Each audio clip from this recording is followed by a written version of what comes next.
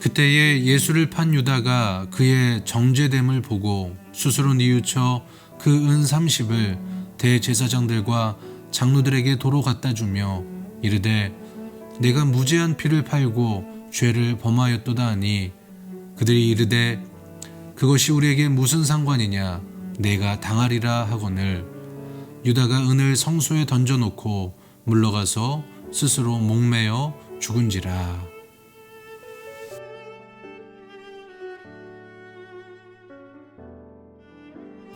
여러분, 우리는 이번 한 주간 고난주간의 시간을 보내고 있습니다. 예수님께서 이 땅에 계실 때의 마지막 일주일을 고난주간이라고 하는데 이번 한 주간 우리가 고난주간을 보내며 십자가에 달리신 예수님을 묵상하고 또한 주님의 고난에 동참하여 주님과의 친밀함을 누리는 그 시간들을 가지시길 바랍니다. 우리 믿는 자들이 죄를 짓지 않는 것도 굉장히 중요하지만 더욱 중요한 것은 죄를 지었을 때 철저하게 회개하는 것, 이것 또한 너무나 중요합니다. 그런데 이 회개는요, 단순히 후회하는 것과는 차원이 다릅니다. 그저 눈물을 흘리며 내가 지은 죄에 대하여 후회한다고 해서 회개가 이루어지는 것이 아닙니다. 회개는요, 하나님께 정직하게 나의 죄를 고백하고 회개에 합당한 열매를 맺는 것, 이것이 진정한 회개입니다. 여기서 회개에 합당한 열매란 삶 가운데요, 참된 변화가 일어나는 것입니다. 저는 우리 성산교회 성도들이 이 세상을 살면서 애초에 죄를 범하지 않는 성도들이 되기를 바라지만 만약 죄를 지었다면 철저하게 회개하는 삶, 회개에 합당한 열매를 맺고 살아가시길 간절히 소망합니다. 오늘 본문에는요, 후회는 했지만 회개하지 않았던 한 사람 가룟 유다가 등장을 합니다. 성경에 기록되어 있는 것처럼 유다는 예수님을 팔아 넘기고 자신의 인생을 후회하며 목숨을 끊어버렸습니다. 조금 더 구체적으로 당시의 상황을 살펴보자면 이제 예수님이 감람산이라는 곳에서 기도하실 때 가룟 유다와 종교 지도자들이 보낸 군인들이 예수님을 잡으러 옵니다. 그때 예수님은 자신을 지키려던 제자들의 저항을 보시고 칼을 가지는 자는 칼로 망할 것이다 라고 말씀하시며 스스로 군인들에게 붙잡혀 가셨습니다. 그리고 대제사장 가야바의 집에 끌려가 유대인들의 최고의 의결기관인 산헤드린 공회에서 사형이라는 판결을 받았습니다. 그런데 당시 이스라엘 백성들에게는 사형을 집행할 수 있는 권한이 없었기 때문에 종교 지도자들과 장로들이 예수님을 로마 총독 빌라도에게 넘기고 처분을 요구합니다. 그렇게 예수님이 빌라도에게 넘겨지는 과정 가운데 바로 오늘 본문의 주인공 가룟 유다가 자살을 하게 된 것입니다. 여러분, 이왕 예수님을 팔았으면 그 돈으로 잘 먹고 잘 살아야 되는데 가룟 유다는요, 자살을 선택합니다. 그런데 이 사람이 자살한 이유는요, 그의 잘못을 회개하지 않고 후회했기 때문에 자살을 선택한 것입니다. 특별히 예수님을 넘긴 이 사건을 무척이나 후회했던 유다는요, 은 30을 돌려주고 예수님을 넘겨주는 그 거래를 취소하려 했습니다.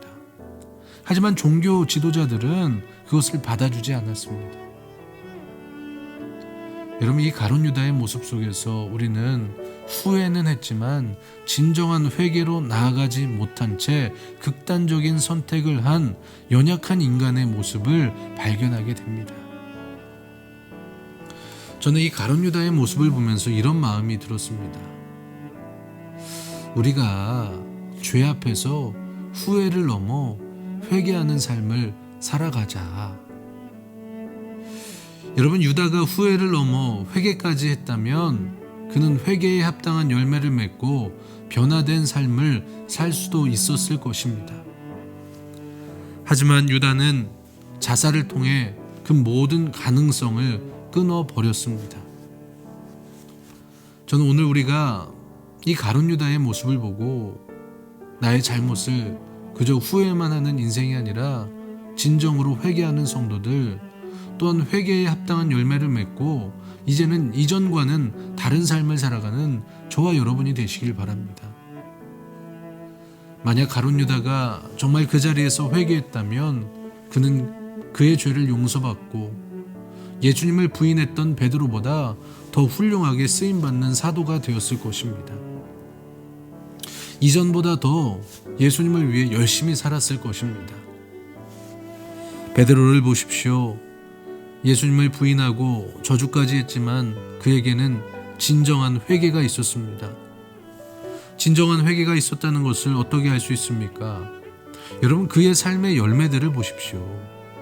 그는 통곡 이후에 일평생 순교를 각오하고 복음을 전하는 자로서의 삶을 살아갔습니다. 진정한 회개가 그에게 있었다라는 것을 그는 그의 삶을 통해 우리에게 보여주고 있는 것입니다. 베드로는요, 그저 애통하고 괴로워하는 감정적인 반응을 넘어 회개에 합당한 열매를 맺으며 삶을 살아갔습니다. 우리 성도들 다시 한번 축복하지만 우리 후회를 넘어 회개해야 하는 삶을 살아갑시다. 구체적으로 다른 이에게 말로 상처를 준 거 회개합시다.